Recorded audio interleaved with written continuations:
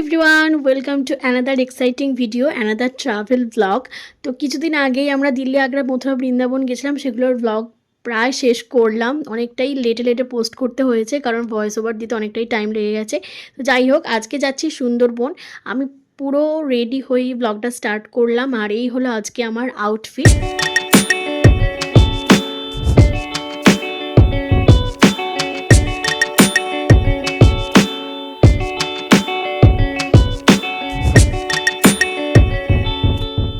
এই হলো আমার লাগেজ। একটা পিঠে ব্যাগ নিয়েছি, যেটাতে আমার ড্রেস আছে, আর একটা রয়েছে হ্যান্ড ব্যাগ, যেটাতে আমার মেকআপ আর আমার দরকারি যা যা জিনিসপত্র লাগবে, পার্টস এক্সেপ্টার এগুলো রেখেছি। তো চলো আগে চাটা খেয়ে নিই। চাটা খেয়ে নিয়ে আর বেরোবো। আমরা একটা টোটো বুক করেছি। আমাদের বাড়ি থেকে তো মোটামুটি 7 জন মতন যাচ্ছি, আরও অনেক রিলেটিভরা আমাদের যাচ্ছে, তারাও সমস্তই বাস স্ট্যান্ডের ওখানে গিয়ে দেখা হবে। আর আমাদের এখান থেকে বাস ছাড়ছে, বাসে করে যাব সোনাখালি।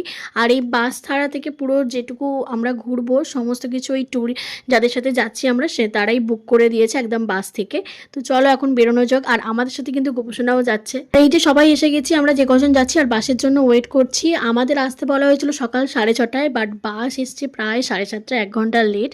বাসে উঠে পড়েছি, আর এখন এখান থেকে সোনাখালি যেতে তো প্রায় 4.5 ঘন্টা মতো লাগবে দেখাচ্ছে। গেছি বালি হল্টে থেকে এখনো সোনাখালি প্রায় 3.5 ঘন্টা মতন দেখাচ্ছে। আর আমরা ডানকুনি লাইন ধরে যাচ্ছি, অনেক রাস্তা আছে। আর শিয়ালদা লাইন ধরেও তোমরা যেতে পারো, সেখানটা দিয়ে রাস্তাটা একটু কম হবে, টাইমটা কম লাগবে। বাট আমাদের বাস যিনি চালাচ্ছেন উনি বললেন যে ওখানে পুলিশের ব্যাপার আছে, অনেকক্ষণ দাঁড় করিয়ে রেখে দেয়, তাই জন্য আমরা ডানকুনি লাইন ধরেছি। আর কথা বলতে বলতে দক্ষিণেশ্বরেও পৌঁছে গেছি। দক্ষিণেশ্বরে কিছুদিন আগেই এসেছিলাম 2বার, সেটার ব্লগ আমি শর্টসে আপলোড করেছি, তোমরা চাইলে দেখতে পারো।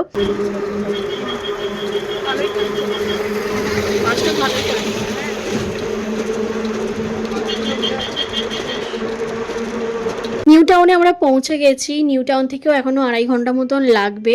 আর তোমাদেরকে আমি বাকি ডিটেলসটা পরে দিচ্ছি। তার আগে বলি, আমাদের বাসেতেই কমপ্লিমেন্টারি একটা জলের বোতল আর তার সাথে চিড়ে ভাজা আর বিস্কুট দিয়েছে।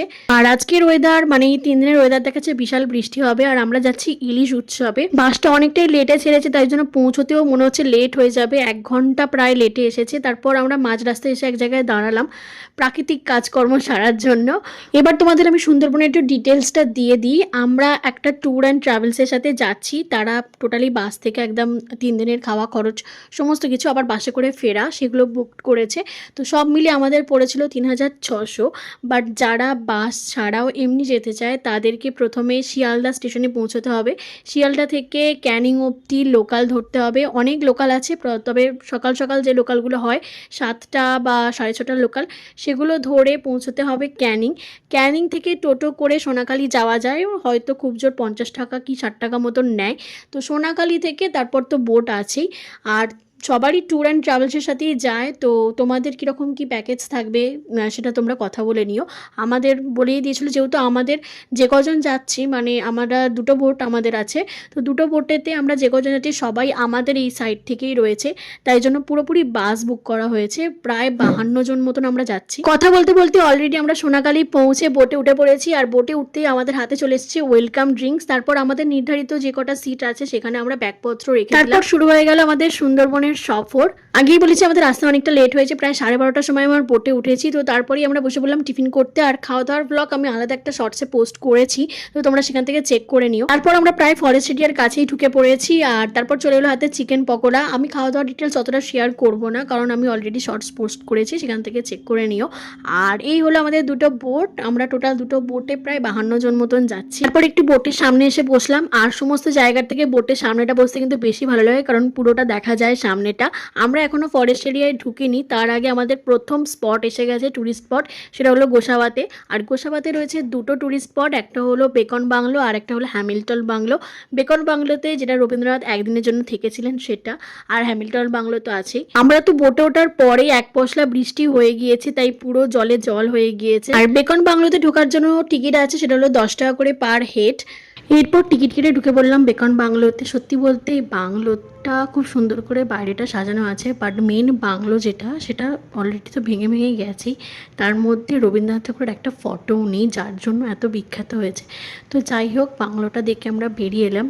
এরপর যাব আমরা হ্যামিল্টন বাংলোতে। তার আগে দেখো ঘোষণ এখন সুন্দরবনের হাওয়া খাচ্ছে, আর এখান থেকে ওই যে দূরে দেখা যাচ্ছে পুরো নদী। আমরা চলে গেলাম হেঁটে হেঁটে হ্যামিল্টন বাংলোতে, বাট হ্যামিল্টন বাংলো যেতে যেতেই বৃষ্টি চলে এলো। তো বৃষ্টি মাথায় করেই গেলাম হ্যামিল্টন বাংলোতে, কিন্তু আমাদের লাকটাই খারাপ, হ্যামিল্টন বাংলোটা বন্ধ ছিল। এমনিতে সুন্দরবন এলাকাটা খুবই মানে জল জায়গা পুরো একদম। তো সেখানে এত বৃষ্টি হয়েছে যে ওই হ্যামিল্টন বাংলোর সামনেটা পুরোটাই জলে ডুবে গিয়েছে, তাই হ্যামিল্টন বাংলোটা বন্ধ আছে।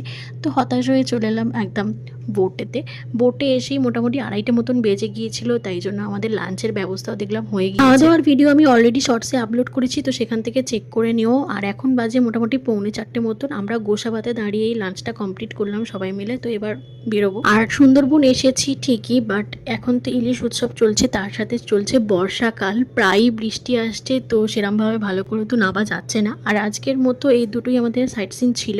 তো এখন মোটামুটি ওই জঙ্গলের আশেপাশে ঘুরে আমরা সোজা হোটেলেই যাব। আর বৃষ্টি তো তারপর এলো, তারপর আবার রোদও উঠলো। বাঘ তো দেখতে পাইনি, ছাগল দেখতে পেয়েছি, তাই সেটাই তোমাদেরকে দেখালাম। এরপর আকাশটা আবার কালো করে আসলো, এখন শুধুই বৃষ্টি হচ্ছে আর রোদ উঠছে, বৃষ্টি হচ্ছে আর রোদ উঠছে। তো যাই হোক, তারপরে 4:30 দিক করে চলে এলো হাতে ফল। পেয়ারা মাখাটা আমাদের ওই ট্যুরিজম থেকে দিয়েছে, আর আমরা মাখাটা আমরা নিজেরাই কিনেছি। তারপর বোট একটা জায়গায় এসে দাঁড়ালো, আর এখানে দেখলাম প্রায় অনেক বোটই দাঁড়িয়ে আছে। আর শুনলাম এখান থেকে নাকি পানীয় জল ভরা হচ্ছে, সমস্ত বোটেতেই আর কি ভরা হচ্ছে পানীয় জল। তো তারপরে বসে বসে আবার একটুখানি সুন্দরবনের চারিদিকে জঙ্গলের ভিউ নিতে নিতে এবার যাব হোটেলের দিকে। অলরেডি সন্ধে হয়ে গিয়েছে। সুন্দরবনে এই বোটের সামনে বসে বসে এই সন্ধ্যার ভিউটা কিন্তু দারুণ লাগছে। তো তারপর আমাদের যেখানে আজকে থাকবো সেখানে চলে এলো, আর তার আগে নামানোর আগে আমাদের হাতে চলে এলো আদা দিয়ে চা, লিকার চা। আর ওই হলো আমাদের হোটেল।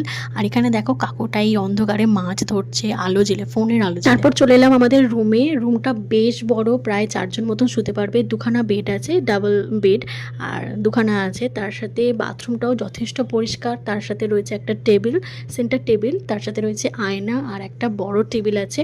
আর বাথরুমটা তো দেখালামই, যথেষ্ট পরিষ্কার।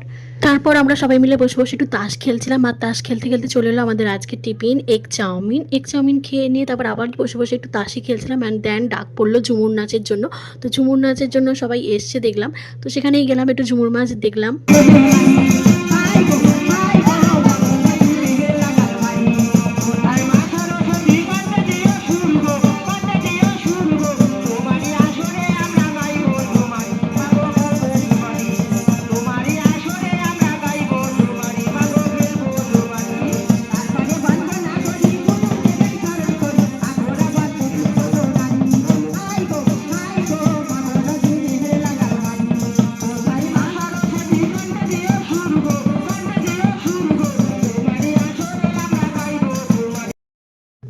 ঝুমুর নাচ দেখতে দেখতে ডিনারের টাইম হয়ে গেল। আমাদের প্রায় 10টার মধ্যেই খাইয়ে দিয়েছে, কারণ বললো কালকে মানে সেকেন্ড ডেতে অনেক কিছু করার জায়গা আছে, তাই সকাল সকাল বেরোতে হবে। আর আজকে ডিনারে ছিল পোলাও আর তার সাথে মাটন কষা। তো ভিডিওটা এই পর্যন্তই। সেকেন্ড ডের ভিডিও নিয়ে খুব তাড়াতাড়ি আসছি। টাটা।